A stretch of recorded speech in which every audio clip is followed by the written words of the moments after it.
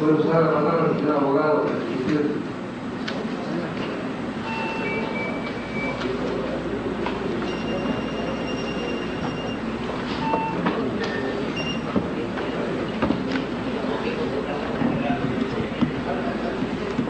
Gracias, señor presidente, dignos magistrados. Vengo a este honorable colegiado a solicitar se sirva declarar fundada la acción de inconstitucionalidad de la ley 27.605A por el Ilustre Colegio de Abogados del Cusco y respaldada por la Asamblea Nacional de Decanos reunida en la ciudad de Huaraz. Pues, señor presidente, la ley en cuestión, en su artículo 1, como ya se ha referido con suma claridad, establece que suprime la firma de Alberto Fujimori del texto constitucional de 1993, y en su artículo 2, que es el objeto de la ley, señala con claridad: la Comisión de Constitución, Reglamento y Acusaciones Constitucionales propondrá un proyecto de reforma constitucional tomando en cuenta la Constitución histórica del Perú y en particular el texto constitucional de 1979. Tras su aprobación por el Congreso, será sometido a referéndum. De ser aprobado, quedará abrogada la Constitución de 1993. Pues, señor presidente, habiendo escuchado la exposición del decano del Ilustre Colegio de Abogados del Cusco, lo que nos corresponde a nosotros hacer es el análisis exegético de los artículos de la Constitución de 1993 que el Congreso invoca para hacer tal reforma o tal abrogación de la Constitución. Pero en primer lugar, quisiéramos señalar lo siguiente: el actual Congreso Constituyente, el actual Congreso de la República, se está abrogando facultades que la propia Constitución no le faculta en el artículo 206 al emitir la ley 27.600. Y en segundo lugar, señor presidente, cuando dicta la ley 27.600 y somete y suprime la firma del ex dictador de la República, Alberto Fujimori. Y aquí debemos recordar lo que dice el maestro García Maínez en un libro extraordinario que es la Introducción a las Ciencias Jurídicas.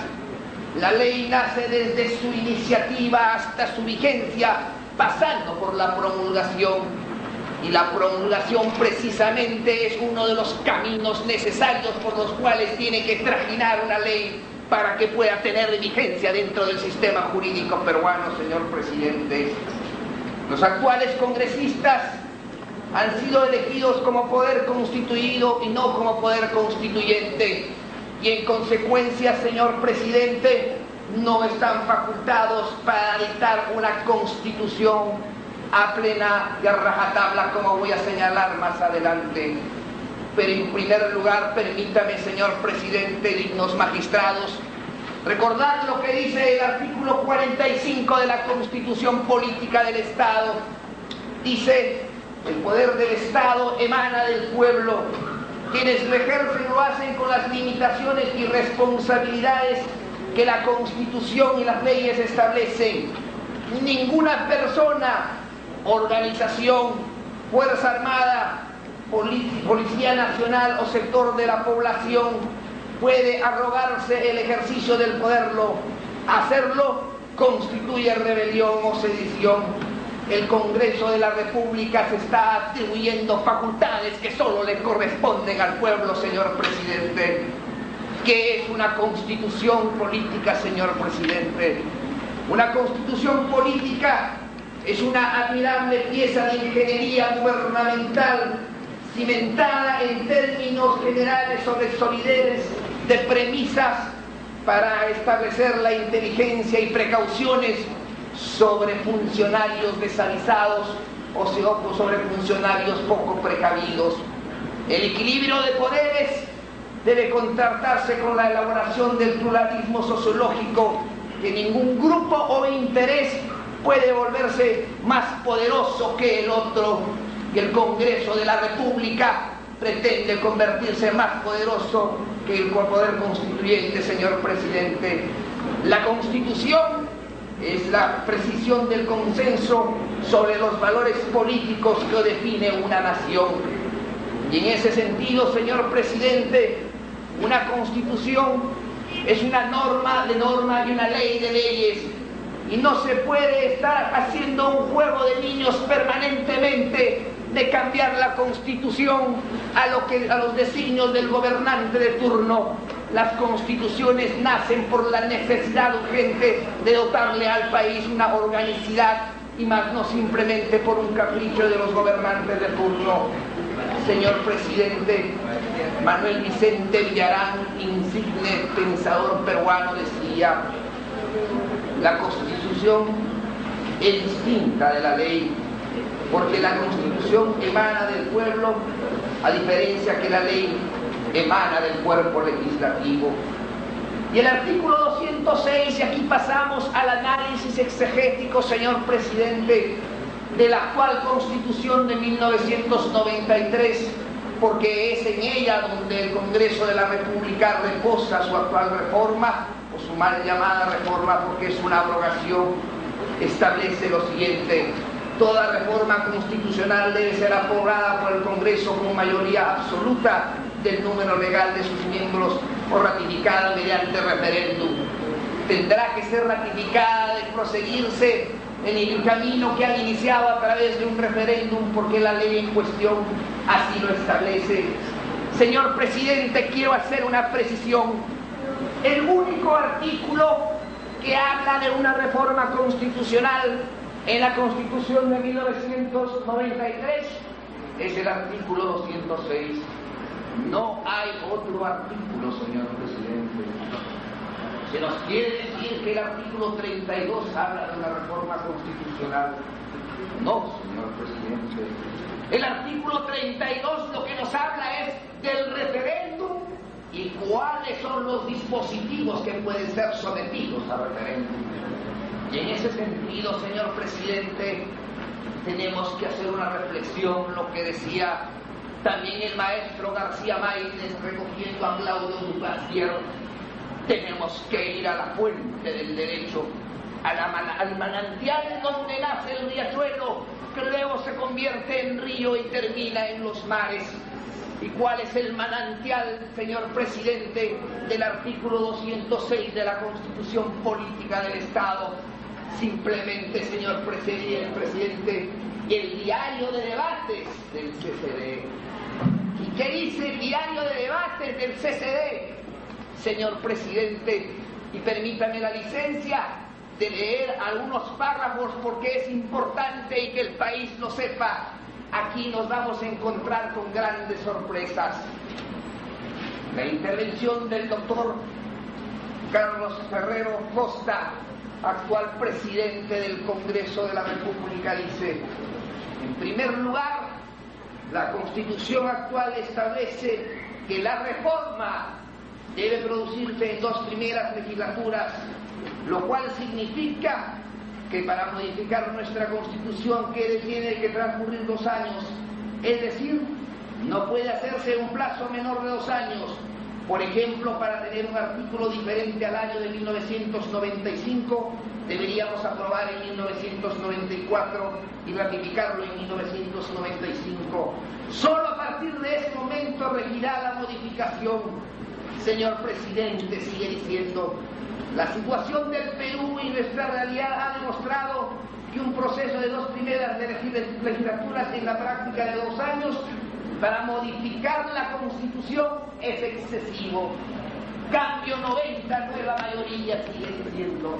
Propone que esa exigencia, que la propuesta de reforma constitucional puede ser vista 2 veces, pero en el mismo año, es que para modificar la Constitución que rige en 1995 sería suficiente que en 1994, o si fuera el caso en 1993 y 1994, se ha visto 2 veces el proyecto de reforma constitucional en la legislatura que concurren durante el mismo plazo de 12 meses. Y sigue señalando Carlos Ferrero, señor presidente. Finalmente, presidente, y esta parte es sumamente importante, debo mencionar que nuestra Constitución ha sido considerada sistema de reforma constitucional distinto existentes en otros países. Por ejemplo, en Italia, cuando la reforma constitucional se refiere a derechos humanos, se sigue un procedimiento distinto cuando se refiere a leyes orgánicas, y cuando se refiere a los artículos de leyes orgánicas se sigue de cuando se refiere a artículos normales de la Constitución. Es decir, hoy día en el derecho constitucional no es unánime la posición doctrinaria que las reformas estaban hablando solo de reformas, señor presidente. Reformas constitucionales deben seguir el mismo procedimiento, cualquiera sean los artículos, repito, señor presidente. Es decir, las reformas deben seguir el mismo procedimiento, cualquiera sean los artículos. Debate de la Asamblea del CCD, señor presidente, dicho por el presidente del actual Congreso de la República. ¿De qué se trata? O el contenido de los mismos. Sin embargo, esta discusión doctrinaria, que por supuesto no se ha agotado, no logró convencer a los miembros de la Alianza para introducir un mecanismo en nuestra Constitución que distingue un proceso de reforma constitucional para ciertos casos y otro proceso de reforma constitucional para otros temas. Hemos preferido mantener el mismo sistema de reforma constitucional para cualquiera que sean los artículos de la Constitución que esté advertido el país. El propio presidente del Congreso, en ese entonces integrante del CCD, dice el mismo sistema de reforma constitucional para cualquiera que sean los artículos de la Constitución. En el CCD, señor presidente, estábamos hablando de una modificación parcial de la Constitución que no le recortamos ni le negamos al Congreso de la República, pero más no de una modificación total de la Constitución política del Estado. Más adelante, señor presidente, dice el presidente Ferrero, hoy presidente del Congreso, en este caso, con mayor razón, porque si bien es cierto que acá estamos hablando, se estaba discutiendo el artículo 206, dice, en este caso con mayor razón, porque si bien es cierto que acá estamos hablando de reforma constitucional y no de una nueva constitución, la esencia del pueblo para decidir qué puede hacer y qué no puede hacer, porque eso es lo que expresa la autorización para que el Congreso pueda llevarlo adelante. Así lo dice Carlos Ferrero, señor presidente, en el diario de debates, página 2353, 2357, señor presidente. Y me alegra sobremanera que esté aquí presente el congresista Henry Pease, por quien guardo un profundo respeto. ¿Qué dijo el congresista Henry Pease, señor presidente, cuando se discutía precisamente el artículo 206? Su intervención en la primera parte era referente a que se debería introducir el referéndum, hecho que no me voy a referir. Y en el segundo punto dice, y ese es dice, en segundo lugar, en mi opinión, lo que debe haber entre la legislatura que aprueba y de que ratifica son 6 meses. No deberíamos hacer mención de legislatura ordinaria primera o segunda, sino simplemente decir, toda reforma constitucional debe ser aprobada por 2 legislaturas mediante en ambas 6 meses. Creo que 6 meses es un tiempo prudencial que se dé en un debate nacional y que es necesario en ese sentido. Seguía diciendo el doctor Henry Pease. En ese sentido, mi propuesta es aprobar en 2 legislaturas mediante, entre ellas 6 meses, ¿Qué quiere decir esto? En el Perú una de las cosas que más ha afectado a nuestro desarrollo es la lógica del bandazo. El bandazo no siempre corresponde a los momentos electorales. Reformar la Constitución debe implicar más que un procedimiento complicado. Es decir, señor presidente, dignos magistrados, tanto el presidente actual del Congreso de la República como el presidente de la Comisión de Constitución, integrantes del CCD, cuando discutían el único artículo que establece la reforma constitucional, que es el artículo 206, lo hacían en una mención que la modificación que podía hacer el Congreso de la República era una modificación de carácter parcial y más no, señor presidente, de carácter total. Y en ese sentido, señor presidente, ¿qué dice el doctor Enrique Bernales Ballesteros? Dentro de nuestro sistema constitucional, el Congreso tiene la atribución de modificar la Constitución, pero mediante el procedimiento del artículo 206, cabe por lo tanto distinguir claramente la ley constitucional aprobada mediante dicho procedimiento o la ley común o inclusive la ley orgánica que tiene requisitos menores e exigentes. Es decir, señor presidente, los propios tratadistas que los demandados han citado refieren, señor presidente, que el camino que establece el artículo 206 es el único camino que corresponde, señor presidente, a una modificación de la Constitución en forma parcial. Quiroga Dalaire, en su curso de Derecho Constitucional, establece el orden constitucional creado por la decisión fundamental del Poder Constituyente no deriva de ninguna norma jurídica superior. Su validez y su superioridad emana del pueblo. El poder constituyente, señor presidente, consiste en la suprema capacidad y el dominio del pueblo sobre sí mismo, al darse por su propia voluntad los dispositivos que ella corresponde. El poder constituyente, señor presidente, tiene la posibilidad de dictar las normas que así corresponden, y el poder constituido no tiene la facultad de arrogarse disposiciones o facultades que el poder constituyente no se las ha otorgado. El poder constituyente, señor presidente, es superior al orden mismo, que crea a todos los poderes, tanto al poder legislativo, al poder ejecutivo como al poder judicial. Y en ese sentido, señor presidente, es el poder constituyente el que prevalece sobre cualquier otra situación que pudiera presentarse en estos momentos. Viene, señor presidente, y aquí nos van a tildar como nos han tildado al contestar la demanda de tradicionalistas, establece lo siguiente: la comunidad no se despoja del derecho de querer, la comunidad no confía en sus delegados el poder total, sino la porción necesaria para tener en buen orden, y corresponden a los delegados alterar los límites del poder que le confiaron y no puedan ejercer un poder más allá que se le ha sido conferido. Y al mismo tiempo se establece, señor presidente, el poder constituyente es el que da la ley fundamental tanto al pueblo como al gobierno, como a sus gobernantes y sus gobernados.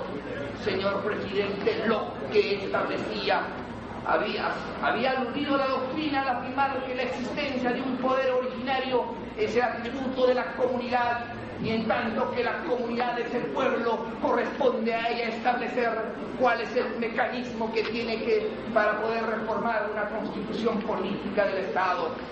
Heller, por su parte, señor presidente, establece: puede considerarse como poder constituyente aquella voluntad política cuyo poder y autoridad estén en condiciones de determinar la existencia de una unidad nacional. El poder constituyente como calidad de función que ejerce el pueblo para dar al Estado una estructura y a la sociedad un ordenamiento se define y se caracteriza por su naturaleza, es decir, por su contenido. Pablo Lucas Verdú, señor presidente, dignos magistrados, señala, sea jamás por aproximarse que el poder constituyente es aquella voluntad del pueblo a quienes todos le tienen obediencia, garantizando los derechos fundamentales y, si es menester, puede utilizar la coerción. Carl Schmitt, señor presidente, que establece, la Constitución establece por un acto de poder constituyente, es decir, en virtud de la voluntad que decide sobre la forma y el modo y la unidad política. Tal unidad política es el supuesto de la Constitución y no su consecuencia, señor presidente. Y sigue señalando Carl Schmitt, señor presidente, tiene que haber un poder constituyente que crea una organización constitucional. Además, conforme la Constitución tendrá una vigencia determinada mientras no se conforme el Estado a sus atribuciones y sus disposiciones fundamentales.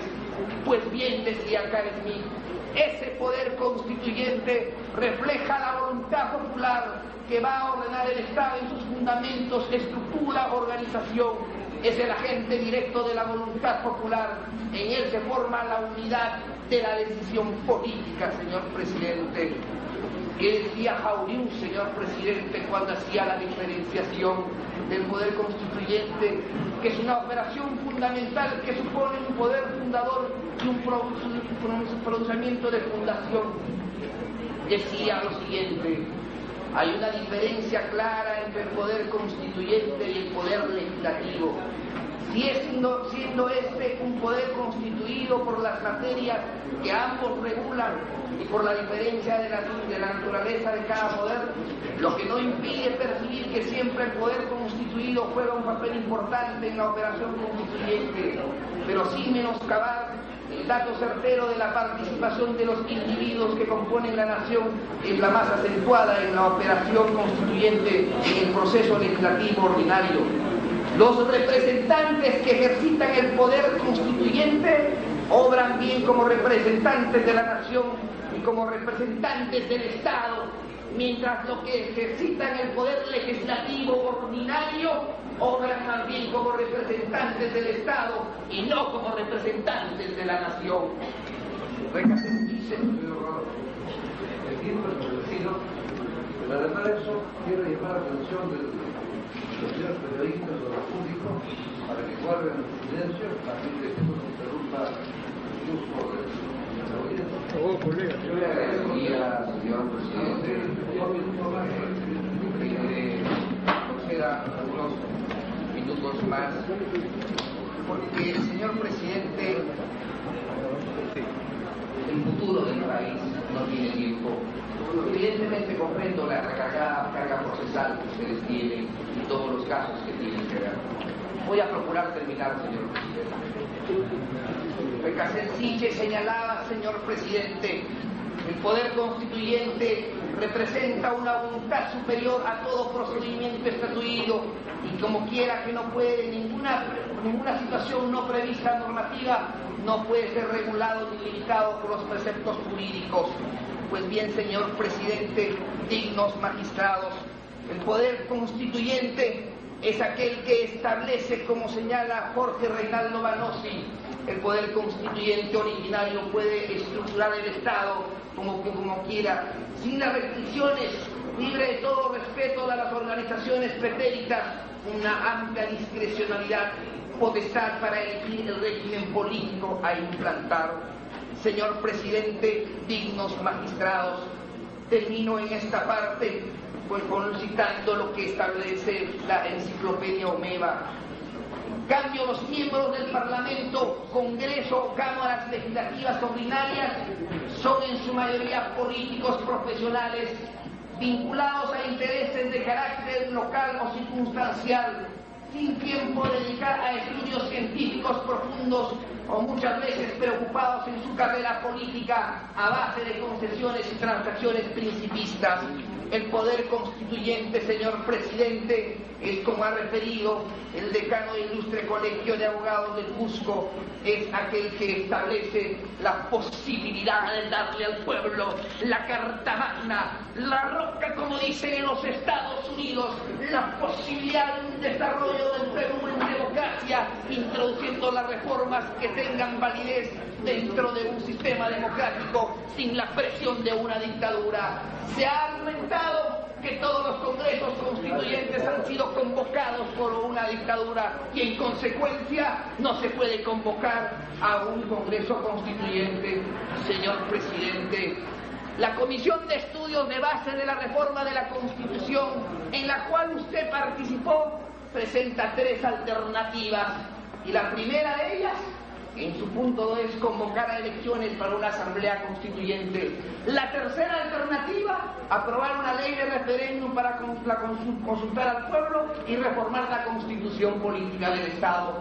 De las 3 propuestas, señor presidente, la Comisión de Estudios de Base de la Reforma Constitucional, integrada por excelentísimos magistrados y por excelentísimos constitucionalistas, cuya capacidad y cuya idoneidad no se puede dudar, propuso las alternativas que están aquí, señor presidente, y que no han sido recogidas por el Congreso y simplemente se ha recogido a la más fácil. Señor presidente, termino diciendo, y en todo caso nos quedará para la réplica, que el artículo 32 de la Constitución Política del Estado no establece el procedimiento de la reforma constitucional. Se nos ha dicho que estamos haciendo una interpretación literal y más no una interpretación sistemática, porque en la parte segunda del artículo 32 hay derechos fundamentales como los derechos humanos, como el orden tributario, como el orden económico, como los tratados internacionales que no pueden ser sometidos a referéndum. En consecuencia, toda reforma, señor presidente, es parcial. No hay reforma total. Si es reforma total, es una abrogación, es la dación de una nueva ley. Por estas consideraciones, señor presidente, agradeciendo su paciencia y su generosidad de habernos dado el tiempo suficiente para poder exponer, aunque todavía nos han quedado algunos apuntes en el tintero. Por la majestad de la ley y el derecho, vengo a solicitar a este honorable colegiado se sirva a declarar fundada la acción de inconstitucionalidad incoada por el Colegio de Abogados del Cusco, y el esfuerzo que hagamos el día de hoy, hombres y mujeres de este país, señor presidente, recogerán los frutos los hijos del mañana, y ahí veremos, señor presidente, que de nuestros pechos saldrá más henchidos ese somos libres que aprendimos cuando niños.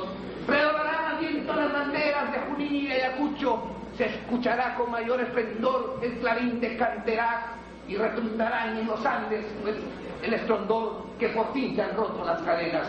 Muchas gracias. Por el mismo tiempo, si está organizado los locales que queda, tiene formular de otra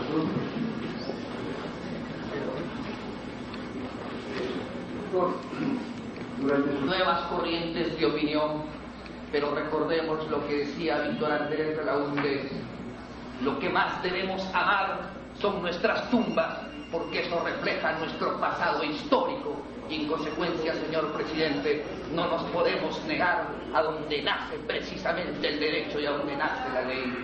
Señor presidente, en el diario de debates del Congreso Constituyente solo se le dedican 4 páginas, y en ninguna de ellas, señor presidente, en ninguna de ellas se habla de una reforma constitucional total.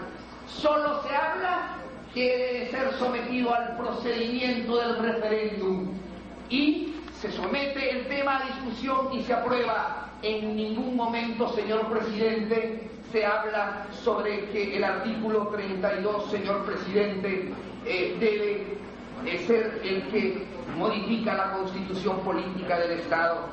Mi interpretación, señor presidente, como lo dice Enrique Hernández y lo dice el mismo Marcial Rubio Correa, hubo una deficiente redacción del legislador del CCD. No se percataron lo que habían votado, porque primero votaron el artículo 206, porque posteriormente está el artículo 32. No se percataron lo que votaron y simplemente estaban votando el procedimiento del referéndum, y más no estaban votando qué normas deberían ser sometidas, señor presidente, a una modificación constitucional. Artículo 6 de la Constitución Política del Estado señora magistrada, habla de una reforma constitucional. La reforma constitucional no puede ser total, porque si es total ya no sería reforma, sería la dación de un nuevo texto constitucional. La reforma es parcial y esa atribución no le quitamos al Congreso de la República ni se la retaseamos. Lo han hecho al modificar la Constitución en el capítulo 14 referente a la descentralización política del país. En consecuencia, señora presidenta, señora integrante de este honorable colegiado, si usted me dice que hay reforma total, evidentemente que los diferentes tratadistas y todas las personas que se han pronunciado en los últimos días como una de las mentes más lúcidas del país, el doctor Javier Vallerriestra, ha señalado que no puede haber una reforma total, porque si se habla de una reforma total, en consecuencia estamos hablando de una nueva constitución. Claro está que usted me pone ejemplos de artículos muy importantes. Evidentemente que a esta no estaría limitado el Congreso de la República, porque sí puede hacer una reforma parcial, pero más no una reforma de carácter total. El planteamiento, señor presidente, es que hacemos nuestro las conclusiones, la alternativa número 1 que establece la Comisión de Estudios de Base de la Reforma Constitucional. Y la alternativa número 1 es: lo primero que debe aceptar el Congreso de la República es ser posible el mismo mes de agosto del año en curso declare la nulidad de la Constitución de 1993 y la vigencia de la Carta de 1979, y los argumentos que sustenta son los siguientes. Más adelante, en el punto inciso B, dice: se convoca a elecciones para una asamblea constituyente de 80 miembros para que en el plazo de 6 meses introduzcan en la Constitución de 1979 los cambios que correspondan al término de su mandato de los 80 constituyentes. Los 50 más votados y que cumplan con requisitos pasarán a formar el Senado, y los 30 restantes se incorporarán a la Cámara de Diputados, y de esta manera tendrá un total de 150. Hacemos nuestra, señor presidente, la primera alternativa propuesta por esta excelentísima comisión. Sí, le digo que hacemos nuestra la primera alternativa. Había algunos criterios del ilustre colegio de abogados. Yo no adelanto opinión, pero que no puedo decir si comparto o no comparto.